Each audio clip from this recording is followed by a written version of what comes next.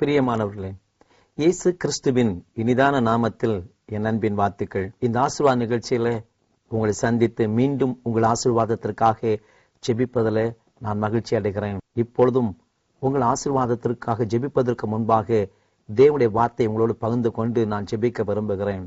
தேவ செய்தியை நான் பகிர்ந்து கொள்வதற்கு முன்பாக நான் ஒரு காரியத்தை உங்களோடு நான் பகிர்ந்து கொள்ள விரும்புகிறேன். ஊழியத்தின் பாதையிலே அநேக தேவனுடைய பிள்ளைகளை சந்திக்கவும் ஆண்டவர் கிருபை கொடுக்கிறார். அப்படி சில தேவனுடைய பிள்ளைகள் எனக்கு சொல்கிற ஒரு காரியம் என்ன தெரியுமா? பிரதர், நாங்கள் நினைக்கிற காரியம் நடப்பதே இல்லை, நாங்கள் விரும்புகிற காரியம் இன்றைக்கும் சரியாக நிறைவேறுவது கிடையாது என்று சொல்லி சில பேர் துக்கத்தோடு காரியங்களை பகிர்ந்து கொள்கிறார்கள். நான் என்ன விரும்பினாலும் அதற்கு மாறாகவே நடக்கிறது, நான் இப்படியெல்லாம் நினைத்தேன், இப்படியெல்லாம் எனக்கு கிடைக்கவில்லை என்று சொல்லி சில பேர் சில காரியங்களை துக்கத்தோடு பகிர்ந்து கொள்கிறார்கள்.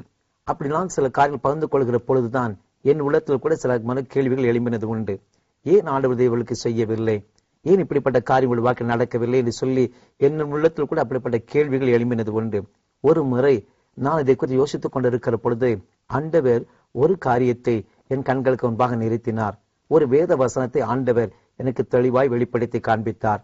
அந்த வசனத்தை இன்றைக்கு உங்களோடு நான் பகிர்ந்து உங்களுக்காக நான் ஜெபிக்க விரும்புகிறேன்.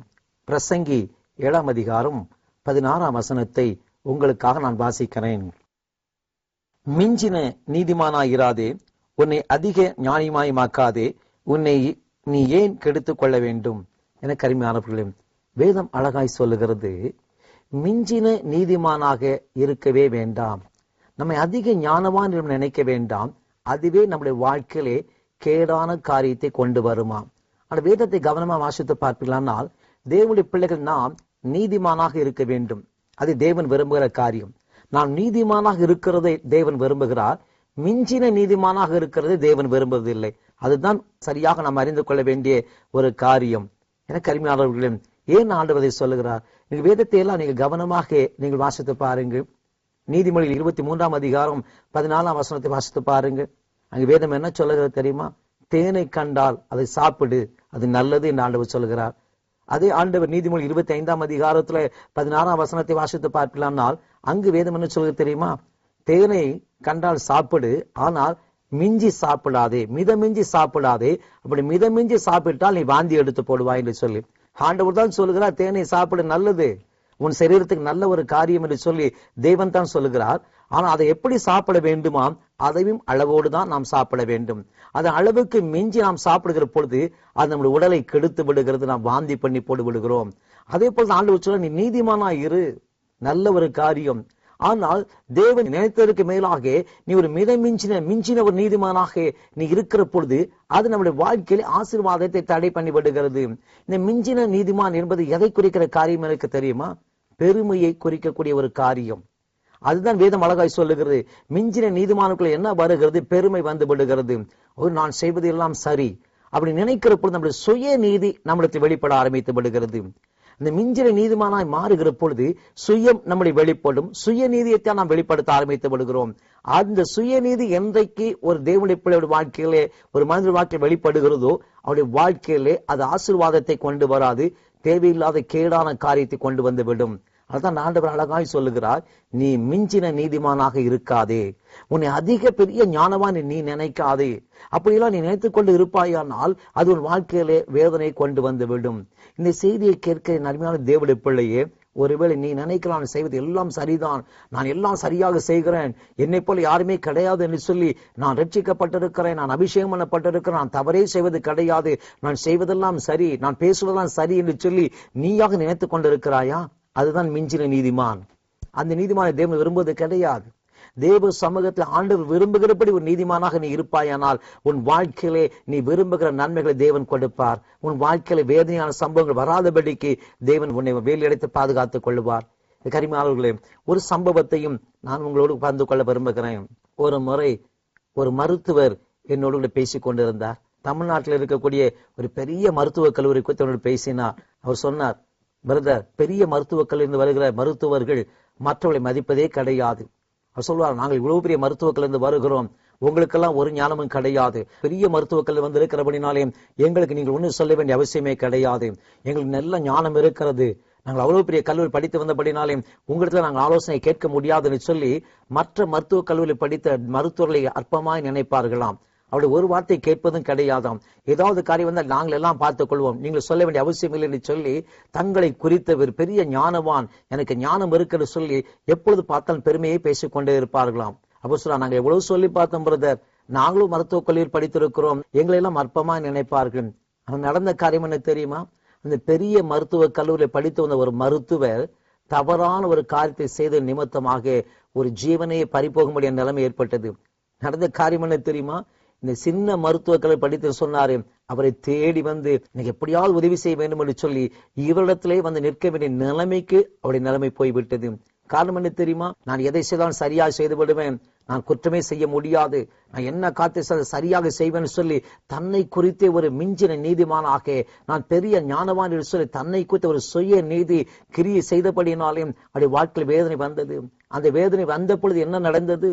இவர் யாரை அற்பமாய் பேசினாரோ, யாரை குறையா சொல்லிக் கொண்டிருந்தாரோ அவரிடத்திலே வந்து நிற்கும்படியான ஒரு நிலைமை அவருடைய வாழ்க்கை ஏற்பட்டு விட்டது. கர்மையான தேவனுடைய பிள்ளையும், நீ ரட்சிக்கப்பட்டிருக்கலாம், நீ ஒருவேளை அபிஷேகம் பண்ணப்பட்டிருக்கலாம், மற்றவர்களை அற்பமாய் நினையாதிருங்கள். எனக்கு அந்த அனுபவம் இருக்கிறது, எனக்கு இப்படிப்பட்ட அனுபவம் இருக்கிறது, இவளுக்கு என்ன இருக்கிறது, இவளுக்கு என்ன தெரியும் என்று சொல்லி மற்றவர்களை நீங்கள் அற்பமாய் நினையாதிருங்கள். நீங்களே பெரிய பரிசுத்தவான்களாக மிஞ்சின நீதிமான்களாக நீங்க நினைத்துக் கொண்டு இருப்பீர்களானால் அது உங்களுடைய வாழ்க்கையில தான் வேதனை கொண்டு வந்து விடும். ஒரு பேராசிரியை குறித்தும் உங்களோட நான் சொல்ல விரும்புகிறேன். ஒரு கல்லூரியிலே ஒரு ப்ரொஃபஸராக பணி செய்தவர், தேவனுடைய ஊழியத்தை செய்கிற ஒரு சகோதரர் தான், எனக்கு நன்கு தெரிந்த சகோதரர். ஆனால் எப்பொழுது பார்த்தாலும் தன்னை குறித்த பெருமை அவர்களுக்கு இருக்கும். நான் ரட்சிக்கப்பட்டிருக்கிறேன், கல்லூரியில் பெரிய ப்ரொஃபஸரா இருக்கிறேன், என் நிமித்தமாக எத்தனை பேர் நீ ஆண்டவர் அறிந்து கொண்டான்னு சொல்லி தன்னுடைய ஊழியத்தை குறித்த பெருமை. மற்றவர்கள் அற்பமாய் பேசுவார். தன்னோடு கூட வேலை செய்கிற மற்ற லெக்சரர்ஸை குறித்து, மற்ற ப்ரொஃபசர்ஸை கொடுத்து பாருங்க, அற்பமாக நினைப்பார். இவளுக்கெல்லாம் அந்த அனுபவமே கிடையாது, இவளுடைய ரட்சிப்பின் அனுபவம் கிடையாது, இவங்களுக்கு என்ன ஊழியம் செய்யும் தெரியாது, இவங்களுக்கு பிரசங்கம் பண்ண தெரியாது. ஆனா இவர் நல்ல பிரசங்கியார், மிக அழகாக பிரசங்கம் பண்ணுவார். அவர் சொல்வார், என்ன மாதிரி பேச சொல்லுங்க பார்ப்போம், இவங்களுக்கு ஏதாவது பிரசங்கம் பண்ண தெரியுமா? யார் வந்தாலும் நான் தான் போய் பிரசங்கம் பண்ணணும், பெரிய பெரிய ஆட்கள் வந்து என்னத்தான் கூப்பிடுவாங்க, நான் தான் போய் எல்லாம் நடத்தி வைக்கணும் சொல்லி எப்பொழுது பார்த்தாலும் தன்னை குறித்து பெருமையாக பேசிக்கொண்டே இருப்பார். நான் சந்திக்கிற பொழுதெல்லாம் இதை குறித்து பேசி பேசி மற்றவர்களை குறித்து எவ்வளவு குறைவா சொல்ல முடியுமோ அவர் சொல்லிக்கொண்டே இருந்தார். எனக்கு அருமையானவர்களே, அவருடைய வாழ்க்கையில் நடந்த காரியம் தெரியுமா? அவருக்கு நியாயமாய் கிடைக்க வேண்டிய பதிவு அவருக்கு கொடுக்கவே இல்லை. அவருக்கு மிகுந்த துக்கம். அவர் மேந்தேவர் சொன்னார், எனக்கு தான் நியாயமா கிடைச்சிருக்கணும், நான் தான் அந்த ப்ரமோஷன்ல போயிருக்கணும், எனக்கு கொடுக்காதபடிக்கு என்னை விட ஜூனியர்ஸாக அவளுக்கு இந்த ப்ரமோஷனை கொடுத்து விட்டு எனக்கு இது பதவி உயர்வே கொடுக்கவே இல்லைன்னு சொல்லி மிகுந்த வேதனையோடு சொன்னார். நான் விசாரித்த பொழுது அங்கு உள்ள கமிட்டியில் ஆட்கள் என்ன சொன்னார்கள் தெரியுமா? அவன் எப்ப பார்த்தாலும் தன்னை குறித்த பெருமையா பேசிக் கொண்டிருப்பான், எல்லாரையும் குறித்து அற்பமாய்த்தான் பேசுவான், என்னை போல பெரிய ஆட்கள் கிடையாது, என்னை போல ஞானவான் கிடையாது, எல்லாம் என்னால் செய்ய முடியும் என்று சொல்லி தன்னை குறித்து பெருமை பேசிக்கொண்டே இருப்பானே ஒழிய மற்றவர்களை குறித்து எவ்வளவு கேவலமாக தரக்குறைவாய் எடை போட முடியுமோ அதையெல்லாம் செய்து கொண்டே இருந்தான். ஆனால் தான் பார்த்தோம், இவனுக்கு இன்னும் பதவி கொடுத்தார், இதை விட இன்னும் பெருமைதான் அவனுக்குள்ளே வரும், அது நல்லதல்ல என்று யோசித்தோம். ஆனால் அவனுக்கு கொடுக்காதபடிக்கு இந்த பதவி உயர்வை மற்றவருக்கு கொடுத்து விட்டோம் என்று சொன்னார்கள். எனக்கு அருமையான தேவனுடைய பிள்ளையே, அந்த அருமையான சகோதரர் தன் வாழ்க்கையிலே அந்த ஆசீர்வாதத்தை இழந்து போவதற்கு காரணம் என்ன தெரியுமா? தன்னை அதிகமான ஞானவான் என்று சொல்லி மிஞ்சின நீதிமானாக தன்னை வெளிப்படுத்திக் கொண்டு காண்பித்துக் கொண்டிருந்தபடினாலும், சுயநீதியிலே நம்பிக்கொண்டிருந்தபடினாலே தேவன் கொடுக்க வேண்டிய ஆசீர்வாதத்தை, தேவனை பெற்றுக்கொள்ள வேண்டிய ஆசீர்வாதத்தை இந்த அருமையான சகோதரர் பெற முடியாதபடிக்கு அந்த ஆசீர்வாதத்தை இழந்து போய்விட்டார். இந்த செய்தியை கேட்கிற எனக்கு அருமையான தேவனுடைய பிள்ளையே, இன்றைக்கு ஒருவேளை உன் வாழ்க்கையிலே சுயநீதி உனக்குள்ளே செயல்பட்டு கொண்டு இருக்குமானால், உன்னை நீயே பெரிய ஞானவான், நான் பெரிய நீதிமான் என்று சொல்லி நீங்களே நினைத்து இன்றைக்கு ஒருவேளை ஆசீர்வாதத்தை இழந்து கொண்டிருக்கிறீர்களா? இன்னைக்கு ஆவியான உங்களோடு பேசியிருக்கிறார். ஆண்டவரே, நான் என் சுயநீதி இன்றைக்கு முற்றிலுமாய் அழிப்பதற்கு ஒப்புக் கொடுக்கிறேன். இனிமேல் இந்த சுயநீதி எனக்குள்ள வேண்டாம் ஆண்டவரே. நான் இதுவரை நான் பெரிய ஞானவான், எனக்கு ஈடு யாருமே கிடையாது, எனக்கு அதை சாதிக்க முடியும், இதை சாதிக்க முடியும் என்று சொல்லி என் சுய பலத்தையும் என் சுய ஞானத்தையும் நம்பி நான் இருந்தது உண்மைதான் ஆண்டவரே. இன்றைக்கு என்னை ஒப்புக் கொடுத்து செபிக்கிறேன்ப்பா. ஆண்டவர் இன்னைக்கு ஆசீர்வதியும். ஆண்டவர் என் சுயநீதி எல்லாவற்றையும் ஆண்டவரே இன்னைக்கு விட்டு வெளியே வர ஆயத்தமாய் இருக்கிறேன். இந்த நாளிலே உம்முடைய வார்த்தையின்படியே என்னை ஆசீர்வதியும் என்று சொல்லி நீங்கள் செபிக்கிற பொழுது தேவன் கட்டாயமாக உங்களை ஆசீர்வதிப்பார். இப்பொழுதும் அந்த ஆசீர்வாதத்திற்காக நான் செபிக்க விரும்புகிறேன். நாம் செபிக்கலாமா? தகப்பனே, உம்முடைய வார்த்தைகளுக்காக நான் நன்றி செலுத்துகிறேன். உம்மை துதிக்கிறேன் அப்பா. இதோ இந்த வார்த்தைகளை கேட்டு ஆண்டவரே, இன்றைக்கு இந்த சுய நீதி எனக்கு வேண்டாம் ஆண்டவரே. விசேஷமா நான் என்னை அதிகமான ஞானவான்னு சொல்லி பெருமை பாராட்டினது உண்மை ஆண்டவர். இன்றைக்கு ஒப்புக் கொடுக்கிறேன் ஆண்டவரே.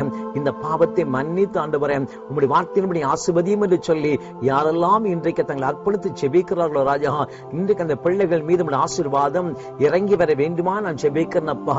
இன்றைக்கு தேவ சமூகத்தில் தங்களை தாழ்த்தி தங்களை அர்ப்பணித்து அவர்கள் ஜெபிக்கிறபடினாலே இதுவரையும் அவருடைய வாழ்க்கையில காணப்பட்ட தடைகளை கர்த்தர் மாற்றி நன்மையான ஆசீர்வாதங்களை உம்முடைய பிள்ளைகளுக்கு நீர் கொடுத்து நீர் ஆசீர்வதிக்க வேண்டுமா நான் ஜெபிக்கிறேன் அப்பா.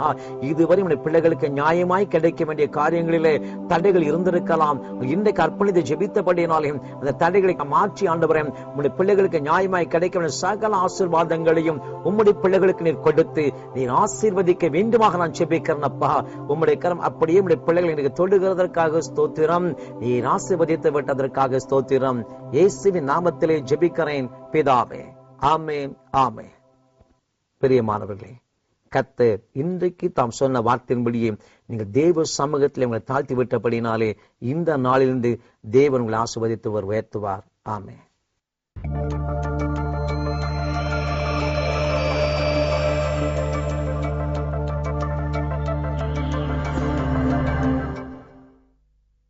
ஆண்டவராகிய இயேசு கிறிஸ்துவின் நாமத்தில் மீண்டும் இந்த தேவன் பயன்படுத்தும் பாத்திரம் நிகழ்ச்சிக்கு உங்கள் யாவரையும் அன்புடன் வரவேற்கிறோம்.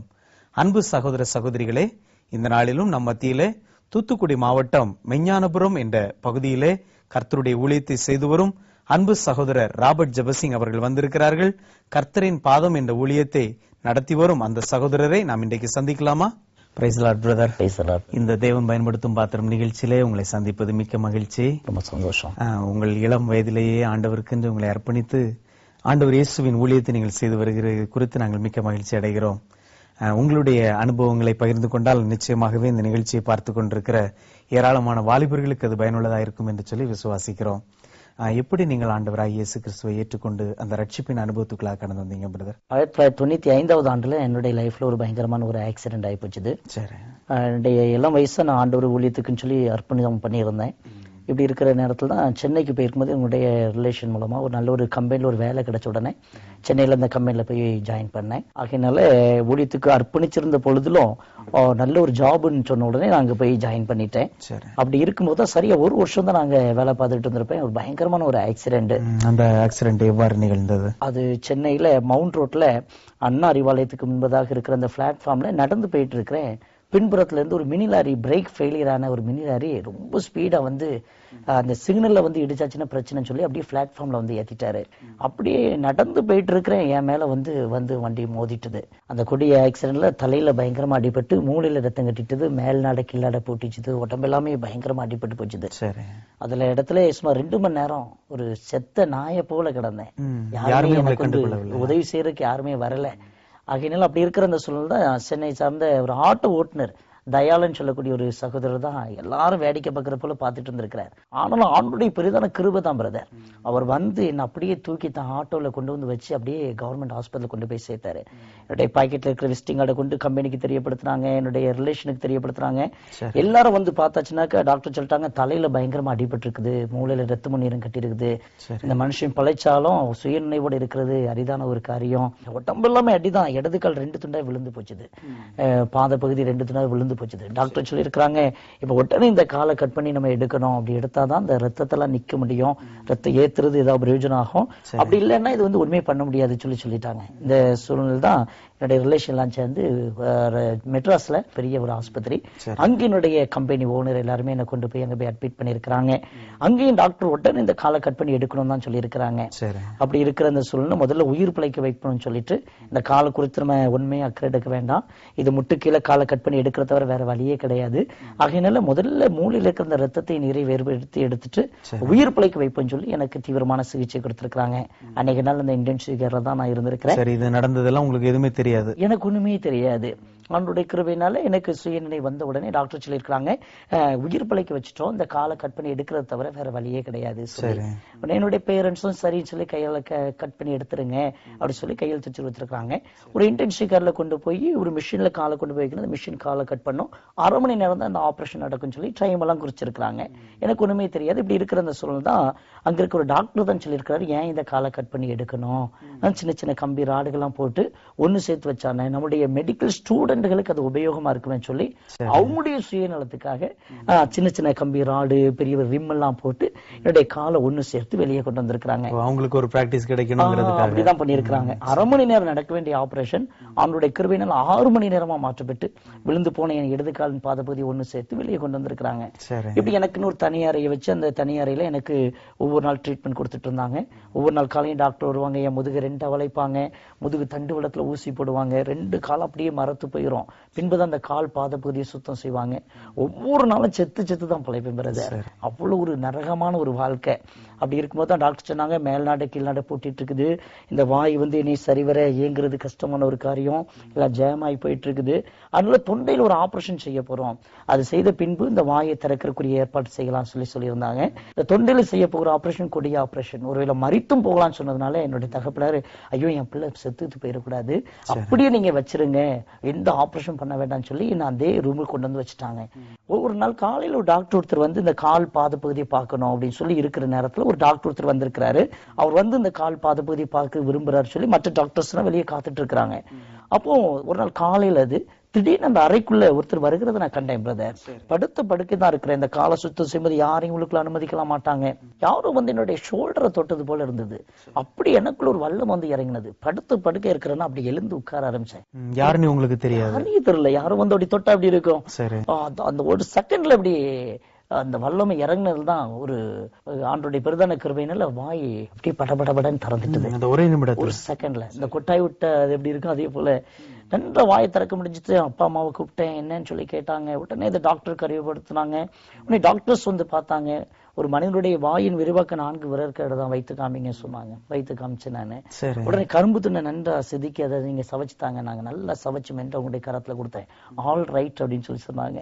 அவனுடைய கிருபையினால ஒரு சும்மா சாதாரண ஒரு அறைக்குள்ளதான் இருந்தேன். ஆண்டவனை தேடி வந்து என்னை தொட்டு அற்புத சுகத்தை கொடுத்தாரு. அதுக்கு முன்பாக உங்களால் பேசவோ அதுக்கு முன்னால என்னால சரிவர பேச முடியாது.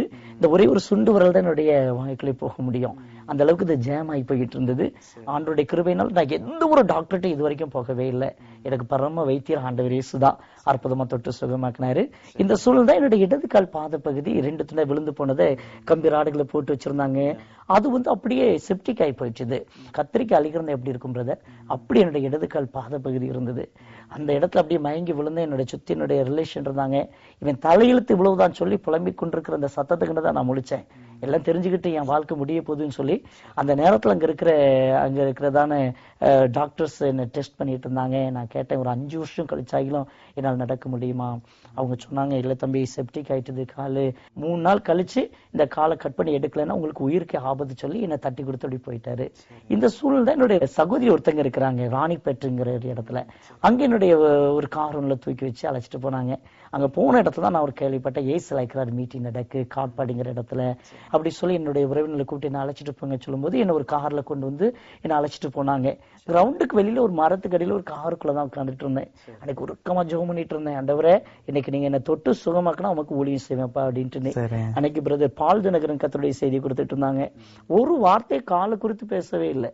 எல்லாத்துக்கும் ஜெபம் பண்றாங்க, இந்த ஒரு வார்த்தைக்கு ஜெபம் பண்ணல. நான் ஒருக்கமா ஜெபம் பண்ண, ஒரு சின்ன பிள்ளை கதறி அழுதா எப்படி இருக்குமோ அப்படி அழுது ஜெபம் பண்ண. ஆண்டவரே இன்னைக்கு ராத்திரி நீங்க என்ன தொட்டு சுகமாக்கிட்டா என் ஜீவகால பரிந்து உமக்கு ஊழிய செய்வேன்ப்பா அப்படி சொல்லிட்டு இருக்கேன் பிரதர். ஒரு ரெட் கலர் விரித்த ஒரு ஸ்டேஜ்ல ஏசுடி நிற்கிற ஒரு தரிசனத்தை கண்டேன் நானு. ஆண்டவர் நோக்கி சொன்ன, ஆண்டவர் நீங்க வந்து என் காலெல்லாம் தொட வேண்டாப்பா, என்ன ஒரே ஒரு முறை பார்த்தா போதும். இந்த ஒரு வார்த்தை தான் சொன்னேன் பிரதர். இயங்காத கால் நரம்புகள் இயங்கி கொண்டிருக்கிறது, கர்த்தருடைய வல்லமை இறங்கி கொண்டிருக்கிறது, சுகத்தை பெற்றுக் கொள்ளுங்கிற சத்தத்தை தான் கேட்டேன். கிரவுண்டுக்கு வெளியில மரத்துக்கு இடையில காருக்குள்ள இருக்கிறேன். சகோதரர் அப்படி ஜெபம் பண்ணிட்டு இருக்காங்க, பால் தினகரன். அந்த செகண்ட்ல தலைக்கு மேலதான் காலை வச்சிருக்க முடியும். அப்படி எழுந்து போய் என்னுடைய இடது கால் பாதப்பதுல கரங்களை கொண்டு போய் வைக்கிறேன். எல் ஷேப்ல ஒரு வெள்ளி கம்பி உருவாகி போனா எப்படி இருக்குமோ அப்படி ஆண்டருடைய வல்லமை ஊடுருவி போனது அப்படி கண்கூட கண்டேன். அந்த செகண்ட்ல ஒரு காத்திறங்கி போன பந்து போல என் கால் கட்டெல்லாம் ஆயிட்டுது. காலை நீட்ட முடியாது, நீட்டி பார்த்து என்னால முடிஞ்சது. அப்படியே கீழே எடுத்து வச்சு ஸ்தோத்திரம் கத்தின சுகமாக்கிட்டா நல்லா தெரிஞ்சிட்டுது. நல்ல கால் அமுத்தி பார்க்க என்னால முடியுது. 2 கையை வச்சு அமுத்தி பார்த்து முடிஞ்சது. அந்த சீட்டை பிடிச்சு அப்படி கார்க்குள்ள நின்று பார்த்து முடிஞ்சது. 2 கையை விட்டு பார்க்கிறேன், நல்லா நிக்க முடிஞ்சது.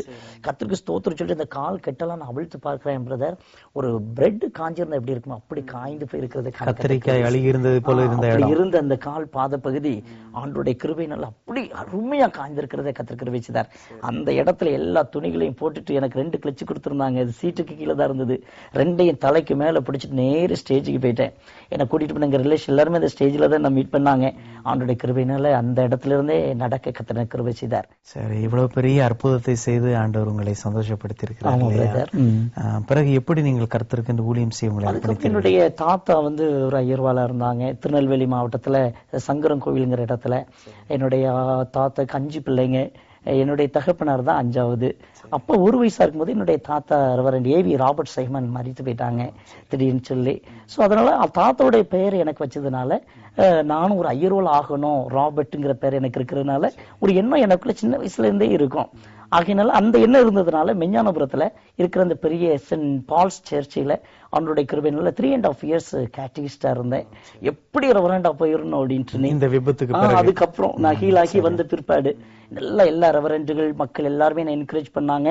அப்படி இருக்கும்போது எனக்கு கர்த்தர் தெளிவான தரிசனங்களை கொடுத்தாரு. எனக்கு ஒவ்வொரு நாள் ஜெபிக்கும் பொழுதும் நிறைய ஊழியக்காரங்க உட்கார்ந்துட்டு இருப்பாங்க ரெவரண்டு. நான் அவங்க முன்னால இருந்து பிரசங்கம் பண்ற மாதிரி இருக்கும். அப்படி நிறைய அதே மாதிரி சுவிசேஷகருடைய அழைப்புக்குரிய காரியங்கள் எல்லாம் இருக்கும். நான் அநேக நாள் ஜெபம் பண்ணியிருக்கிறேன், ஆண்டவரே எனக்கு ஒரு ரெவரண்ட் ஆகணும் ஆண்டவரே அப்படிலாம் சொல்லி நான் ஜெபம் பண்ணியிருக்கிறேன். ஆனா ஆண்டவர் வந்து ஒரு இதே போல ஒரு ட்ரெஸ் அணிஞ்சு கையில ஒரு பைபிள் வச்சுட்டு போற மாதிரி, விசுவாசிகளுக்காக ஜெபம் பண்ணும்போது இந்த குழந்தைகளுக்காக ஜெபம் பண்ற மாதிரி இப்படி நிறைய தரிசனங்களை எனக்கு நிறைய கொடுத்திருக்கிறார். என்னோட டைரி எல்லாம் நினைக்கும் அதை நான் எழுதி வச்சிருக்கிறேன்.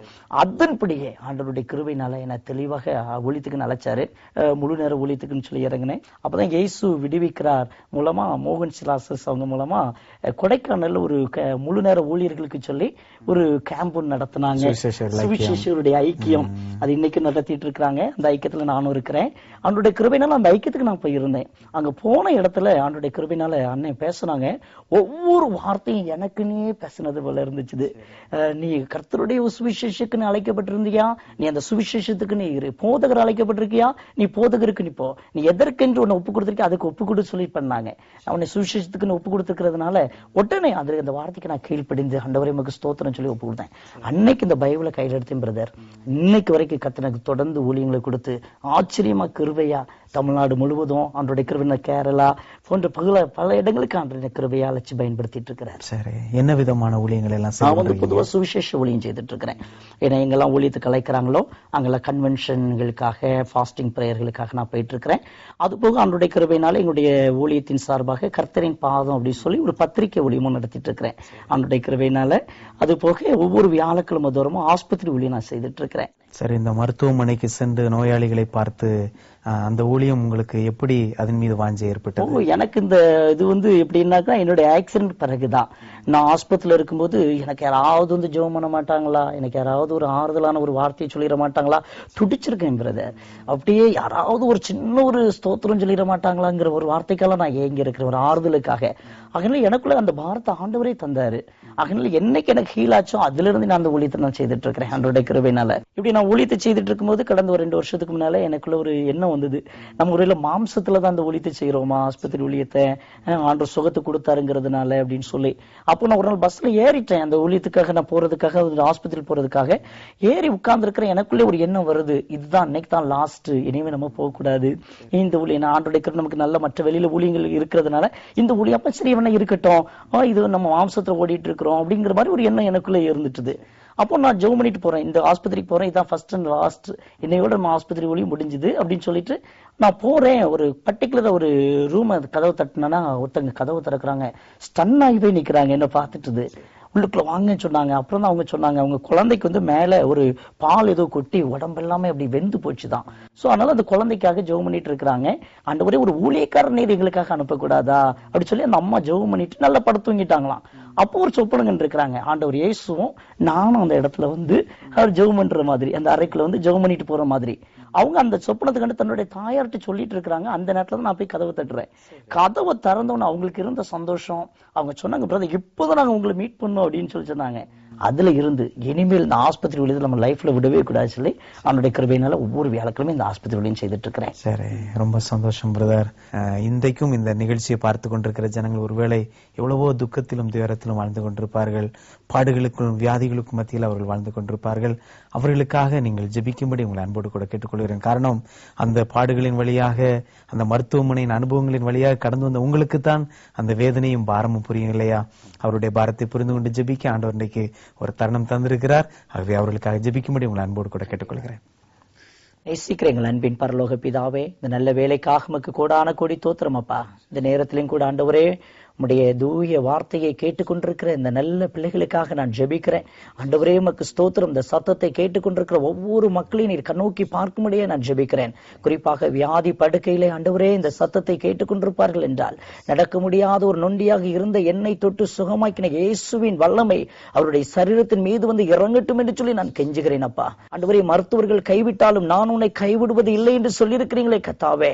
ஆண்டவரே உமக்கு ஸ்தோத்திரம். கல்வாரி சிலுவையில் என்னுடைய பாவங்கள், சாபங்கள், அக்கிரமங்கள், நோய்கள் எல்லாவற்றையும் சுமந்து தீர்த்தீர் ஆண்டவரே. உம்முடைய தழும்புகளால் குணமாகுகிறோம் என்று வேதத்திலே வாசிக்கிறோமே. இயேசுவின் நாமத்தினால் இந்த வார்த்தையை கேட்கிற ஒவ்வொருடைய வாழ்க்கையிலையும் ஆண்டவரே ஒரு சுகத்தினை கட்டளையிடும்படிக்கு நான் ஜெபிக்கிறேன் ஆண்டவரே.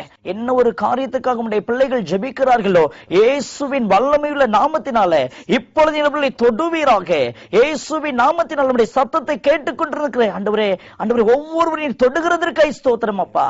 ஒவ்வொருடைய ஆவி, ஆத்மா, சரீரத்திலையும் ஒரு சுகத்தை கொடுக்கிறதற்காய் ஸ்தோத்திரங்க தாவே. உம்முடைய மாறாத கிருபையின் பிரசன்னம் உம்முடைய பிள்ளைகளோடு கூட இருக்கட்டும். தொடர்ந்து இவர்களை ஆசீர்வதியும். இயேசுவின் நாமத்தில் ஜெபிக்கிறோம் நல்ல பிதாவே, ஆமென், ஆமென். Praise Lord brother. Praise the Lord. தொடர்ந்து கர்த்தர் உங்களை பயன்படுத்த எங்களுடைய வாழ்த்துக்கள். ஆண்டவர் உங்களை வரும் நாட்களில் இன்னும் அநேகருக்கு ஆசீர்வாதமாய் மாற்றுவார். நன்றி. பிரியமானவர்களே, ஆபத்து காலத்தில் என்னை நோக்கி கூப்பிடு, நான் உன்னை விடுவிப்பேன், நீ என்னை மகிமைப்படுத்துவாய் என்று ஆண்டவர் சொல்லி இருக்கிறார். அதே போல ஆபத்து வேளையிலே ஆண்டவர் பாதுகாத்து இன்றைக்கு அவரை மகிமைப்படுத்தும்படியாக அவருடைய ஊழியத்தை செய்து வரும் இந்த அன்பு சகோதரருடைய சாட்சி, ஆண்டவர் இன்றைக்கும் ஜீவிக்கிறார் என்பதற்கு எத்தனை உறுதியான ஆதாரம் இல்லையா? அன்பானவர்களே, இந்த சகோதரரை நீங்கள் உங்கள் பகுதியிலே அழைத்து பயன்படுத்துங்கள். இந்த சகோதரருக்காக நீங்கள் ஜெபியுங்கள். ஆண்டவர் ஏவுகிறபடி இந்த சகோதரரை நீங்கள் தாங்குங்கள். கர்த்தர் உங்களையும் ஆசீர்வதிப்பார். மீண்டும் இது போன்றதொரு தேவன் பயன்படுத்தும் பாத்திரம் நிகழ்ச்சியிலே நாம் சந்திப்போம். அதுவரை ஆண்டவர் இயேசு கிறிஸ்துவின் கிருபை உங்களோடு இருந்து உங்களை நடத்துவதாக. ஆமென்.